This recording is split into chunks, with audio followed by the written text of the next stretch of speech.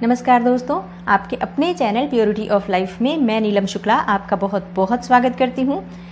दोस्तों, संकष्टी चतुर्थी, जैसा कि नाम से ही पता चलता है, किसी भी प्रकार का संकट हो जीवन में और संकष्टी चतुर्थी के दिन भगवान गणेश की विधि विधान से पूजा आराधना की जाए तो सभी प्रकार के संकटों का नाश हो जाता है। भगवान गणेश की पूजा हर संकट को दूर करती है।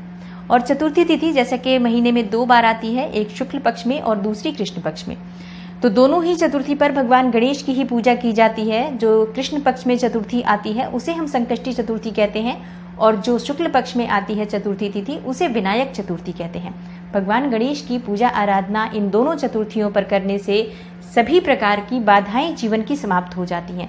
चतुर्थी तिथि का व्रत किसी भी कामना से आप कर सकते हैं। अगर आपको संतान प्राप्ति में बाधा है, आपके विवाह में बाधाएं आ रही हैं, मनचाहा जीवन साथी चाहिए, धन प्राप्ति की कामना है, व्यापार में वृद्धि चाहिए, शिक्षा में सफलता चाहिए, आपकी जो भी कामना हो, आपके जीवन की जो भी परेशानी हो, अगर आप भगवान गणेश की शरण में आ जाएंगे तो वो परेशानी बहुत ही शीघ्र दूर हो जाती है। तो संकष्टी चतुर्थी का व्रत बहुत महत्वपूर्ण व्रत होता है, संकटों को दूर करने वाला व्रत होता है। और आज की वीडियो में मैं आपसे बात करने वाली हूँ आषाढ़ मास में आने वाली संकष्टी चतुर्थी के व्रत के बारे में। संकष्टी चतुर्थी कब है, तिथि कब प्रारंभ हो रही है, कब समाप्त हो रही है, व्रत हमें कब रखना है, महत्व क्या है इस व्रत का और पूजा विधि क्या होगी, आज हमें कौन से विशेष उपाय करने चाहिए, किस विधि से भगवान गणेश की पूजा आराधना करनी चाहिए जिससे कि हमारी समस्त मनोकामनाएं भगवान गणेश की कृपा से पूर्ण हो जाए। जिस भी कामना से हम संकष्टी चतुर्थी का ये व्रत कर रहे हैं वो हमारी कामना बहुत ही शीघ्र पूर्ण हो, इसके लिए हमें क्या करना चाहिए, ये सभी बातें मैं आज इस वीडियो में शेयर करने वाली हूँ। तो वीडियो को पूरा ज़रूर देखिए और अगर आपको आज की वीडियो अच्छी लगे तो इसे लाइक कर दीजिए और ज़्यादा से ज़्यादा इस वीडियो को अपने फैमिली फ्रेंड्स के साथ शेयर कीजिए। बात करें संकष्टी चतुर्थी के बारे में, तो रिद्धि सिद्धि के दाता है भगवान गणेश।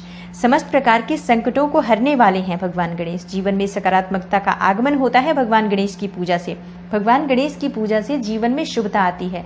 प्रथम पूज्य देवता हैं और सबसे पहले इनकी पूजा इसीलिए की जाती है ताकि हम जो भी कार्य कर रहे हैं उस कार्य में किसी भी प्रकार की कोई बाधा न आए, निर्विघ्न हमारा शुभ कार्य, मांगलिक कार्य पूरा हो जाए। इसके लिए सर्वप्रथम गणेश जी की पूजा की जाती है। और जिस स्थान पर बप्पा विराजते हैं वहां पर रिद्धि सिद्धि और शुभ लाभ भी विराजते हैं। तो जब गणेश जी घर में रहेंगे और गणेश जी की पूजा विधि विधान से होगी तो घर में सुख समृद्धि भी होती है, सकारात्मक ऊर्जा भी रहती है, धन का आगमन भी होता है, धन का संचय भी होता है। और किसी भी प्रकार की आपकी कामना हो, भगवान गणेश की पूजा आप करेंगे तो आपकी कामना भगवान गणेश पूर्ण कर देते हैं। तो सबसे पहले बात करते हैं संकष्टी चतुर्थी पर भगवान गणेश की पूजा हमें कैसे करनी चाहिए। दोस्तों, चतुर्थी तिथि का दिन भगवान गणेश की पूजा के लिए बहुत विशेष दिन होता है। तो आज हमें प्रातःकाल जल्दी उठना चाहिए। आप व्रत करें या ना करें, आज भगवान गणेश की पूजा आपको जरूर करनी चाहिए, विधि विधान से करनी चाहिए, तो आपके जीवन की समस्त कामनाएं पूर्ण हो जाती हैं। तो प्रातःकाल जल्दी उठकर स्नान इत्यादि करें, साफ स्वच्छ वस्त्र धारण करें, उसके बाद आप अपने घर के पूजा स्थान में आ जाएं। और सबसे पहले आपको सूर्य देव को जल अर्पित करना चाहिए घर की पूजा से पहले। तो सूर्य देव को जल अर्पित करें, उसके बाद से आप अपने घर की पूजा स्थान में भगवान गणेश की पूजा करनी है। तो आप चाहें तो अलग से चौकी लगाकर भी पूजा कर सकते हैं, जैसे कि एक चौकी लगाएं, उसके ऊपर आप पीला वस्त्र या लाल वस्त्र बिछाएं, भगवान गणेश की मूर्ति या प्रतिमा स्थापित करें और फिर उनकी पूजा करें। लेकिन अगर आप ऐसा नहीं करते हैं तो घर के मंदिर में ही जो भगवान गणेश की मूर्ति या प्रतिमा स्थापित है, आप मंदिर में भी पूजा कर सकते हैं। ठीक है, तो इस तरह से आपको पूजा करनी है। अगर आपके पास भगवान गणेश की मूर्ति है तो आपको चाहिए कि आप उनका विधिवत अभिषेक करें। पंचामृत से अभिषेक कर सकते हैं आप, और उसके बाद गंगा जल से, शुद्ध जल से अभिषेक करना चाहिए। और उसके बाद आप उन्हें पीले वस्त्र धारण कराएं, सामने उनके शुद्ध घी का दीपक जलाएं और उसके बाद सुगंधित धूप अर्पित करें, सिंदूर से तिलक लगाएं, हल्दी से तिलक लगाएं, अक्षत का तिलक उनके मस्तक पर लगाएं। इस प्रकार से उनकी पूजा करें। भगवान गणेश को आप भोग स्वरूप में फल अर्पित कर सकते हैं, कोई भी फल अर्पित कर सकते हैं, 5 प्रकार के फल अर्पित कर सकते हैं और मिष्ठान अर्पित कर सकते हैं। मोदक या मोतीचूर के लड्डू अगर आपके पास उपलब्ध हैं तो वो अर्पित कीजिए। पीले फूलों से भगवान गणेश की विधि विधान से पूजा करनी चाहिए और लाल पुष्प भी भगवान गणेश को जरूर अर्पित करना चाहिए। लाल पुष्प अर्पित करने से घर में सुख समृद्धि और धन का आगमन होता है। पीले पुष्पों से घर में शुभता आती है। तो जरूर हमें भगवान गणेश की पूजा में इन बातों का ध्यान रखना चाहिए। गणेश जी को दूर्वा बहुत प्रिय है, तो भगवान गणेश को दूर्वा जरूर अर्पित करें उनकी पूजा में। आप अगर आज 21 दूर्वा भगवान गणेश को अर्पित करते हैं, माला बनाकर या ऐसे ही एक धागे में बांध कर भी आप उन्हें अर्पित करते हैं, तो बहुत शुभ होता है और बहुत शुभ फल की प्राप्ति होती है। भगवान गणेश के अलग अलग नाम हैं, तो उन सभी नामों का उच्चारण करते हुए अगर 21 दुर्वा एक एक करके अर्पित करते हैं तो इससे आपकी मन की समस्त कामनाएं पूर्ण हो जाती हैं। दोस्तों, संकष्टी चतुर्थी का दिन बहुत महत्वपूर्ण दिन होता है। आज चंद्रमा को अर्घ्य देने से ही व्रत भी पूर्ण होता है। तो अगर आप व्रत रखते हैं तो शाम को चंद्रमा के उदय होने पर अर्घ्य देना बहुत जरूरी है। इसके लिए आपको एक साफ पात्र लेना है, थोड़ा सा कच्चा दूध ले लीजिए, गाय का दूध मिल जाए अति उत्तम, गाय का ना मिले तो जो भी दूध उपलब्ध हो आपके पास उस दूध को उस पात्र में रखें। तो चांदी का पात्र भी ले सकते हैं आप, स्टील का पात्र भी ले सकते हैं, और इसमें आप दूध डालकर और थोड़ा सा अक्षत सफेद पुष्प डालकर भगवान चंद्रदेव को अर्घ्य अर्पित करें। चंद्रमा को अर्घ्य देते समय आप ओम सोम सोमाय नमः इस मंत्र का जप कर सकते हैं। इसके बाद भगवान गणेश की पूजा आपको करनी है विधि विधान से, शाम के समय भी और सुबह के समय भी।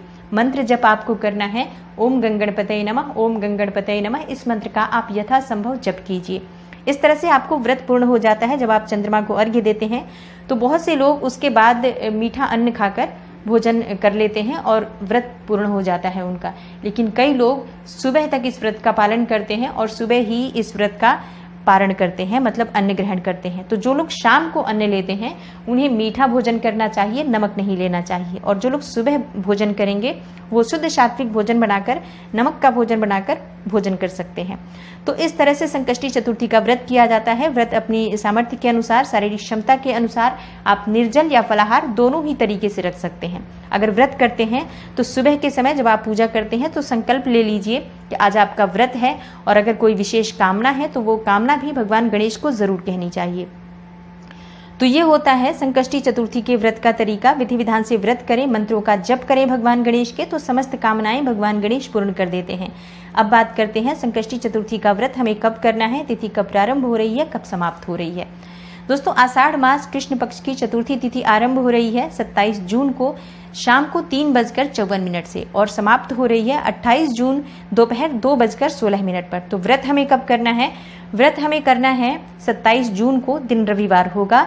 और 27 जून को इसलिए क्योंकि शाम को चंद्रमा को अर्घ्य देना बहुत जरूरी होता है, और चंद्रमा को अर्घ्य दिए बिना ये व्रत पूर्ण नहीं माना जाता है। तो चंद्रमा हमें मिल रहा है 27 जून को। 28 जून को दोपहर में ही चतुर्थी तिथि समाप्त हो जाएगी 2:16 पर।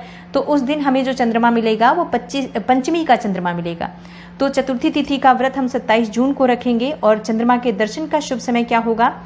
10:03 पर 27 जून को, यानी रविवार के दिन 10:03 पर आप चंद्रमा को अर्घ्य दें, उसके बाद आपका व्रत पूर्ण हो जाएगा।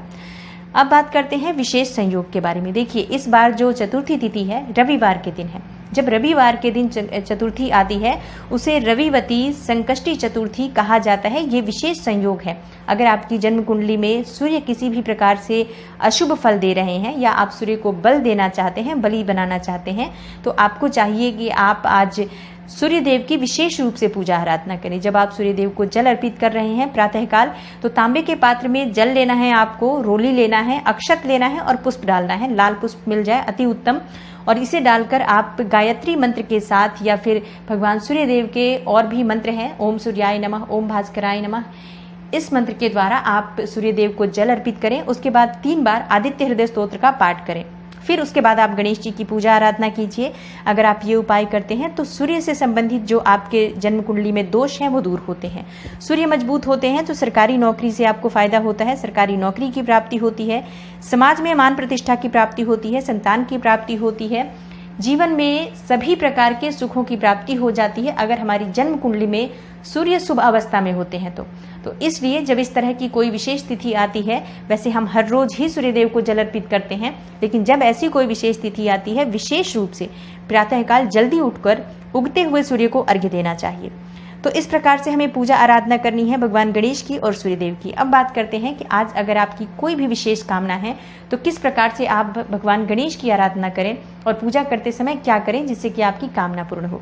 देखिए, अगर आप संतान प्राप्ति के लिए व्रत रख रहे हैं तो आपको चाहिए कि आप भगवान गणेश की जब पूजा आराधना कर रहे हैं, गुड़ और घी का भोग लगाइए और उसके बाद उनको दूर्वा अर्पित करने के बाद वहीं बैठकर संतान गणेश स्तोत्र जो होता है उस स्तोत्र का आपको पाठ करना चाहिए। छोटा सा संतान गणपति स्तोत्र है, बहुत बड़ा नहीं है, तो आप बहुत आसानी से उसके 11 पाठ 21 पाठ तक कर सकते हैं या इससे ज़्यादा भी कर सकते हैं। अधिक से अधिक संकष्टी चतुर्थी के दिन अगर आप संतान गणपति स्तोत्र का पाठ करते हैं, इसके बाद आप रोज प्रतिदिन करें इसे, जब तक कि आपके जीवन में बाधाएं दूर न हो संतान प्राप्ति की, तब तक आप इसे प्रतिदिन करें। एक नियत समय बना लें कि किस समय पर आपको करना है, उसी समय पर प्रातःकाल या सायंकाल इस स्तोत्र का जाप करते हैं। बहुत ही शीघ्र आपकी संतान प्राप्ति की बाधा दूर होती है। अगर आपकी शिक्षा में बाधाएं आ रही हैं तो आपको गणेश अथर्वशीर्ष का पाठ करना चाहिए। गणेश अथर्वशीर्ष का पाठ करने से शिक्षा में आ रही बाधाएं दूर होती हैं। जीवन में किसी भी प्रकार की बाधा हो, गणेश अथर्वशीर्ष का पाठ अगर आप करते हैं तो आपके समस्त कार्यों में सफलता मिलती है। आज आपको चाहिए कि आप भगवान गणेश को हरी इलायची और सुपारी अर्पित करें। 2 हरी इलायची और 2 सुपारी अर्पित कीजिए उनके चरणों में। और जब भी कभी आप किसी ज़रूरी काम से जा रहे हों, किसी इंटरव्यू के लिए जा रहे हों, किसी बिजनेस की डील के लिए जा रहे हों, आप इस हरी इलायची और सुपारी को अपनी जेब में रखकर साथ लेकर जाते हैं तो आपका काम जो है बहुत ही शीघ्र पूर्ण होता है और बनने लग जाता है। तो अगर आपके कार्य में बाधाएं आ रही हैं, आपको अच्छी नौकरी की प्राप्ति नहीं हो रही है, व्यापार आपका तरक्की नहीं कर रहा है, तो ये उपाय आपको ज़रूर करना चाहिए। इससे आपको बहुत लाभ होगा। घर में गणेश जी की जब आप पूजा आराधना कर रहे हैं, अधिक से अधिक उनके मंत्रों का जाप करें। भगवान गणेश को गुड़ और घी का भोग बहुत प्रिय है, तो उसे अगर आप भगवान गणेश को पूजा के समय अर्पित करते हैं तो समस्त प्रकार की कामनाएं पूर्ण होती हैं। अपनी मन में श्रद्धा रखकर, पूर्ण विश्वास रखकर भगवान गणेश की पूजा आराधना जब आप करेंगे तो आप किसी भी कामना से करेंगे, आपकी वो कामना भगवान गणेश अवश्य पूर्ण करेंगे। तो उम्मीद करती हूँ आषाढ़ मास के संकष्टी चतुर्थी से जुड़ी हुई ये विशेष जानकारी आपके लिए उपयोगी सिद्ध होगी। वीडियो अगर आपको अच्छी लगी हो, आपके लिए थोड़ी सी भी हेल्पफुल हो, तो वीडियो को लाइक कर दीजिए और ज़्यादा से ज़्यादा इस वीडियो को अपने फैमिली फ्रेंड्स के साथ शेयर कीजिए। चैनल पर पहली बार आए हैं तो चैनल को सब्सक्राइब कर लीजिए, बेल बटन को भी प्रेस कर लीजिए। इससे ये होगा कि इस तरह की सभी वीडियोस की नोटिफिकेशन आपको सबसे पहले मिलेगी। मैं मिलती हूँ आपसे अगली वीडियो में, तब तक के लिए नमस्कार।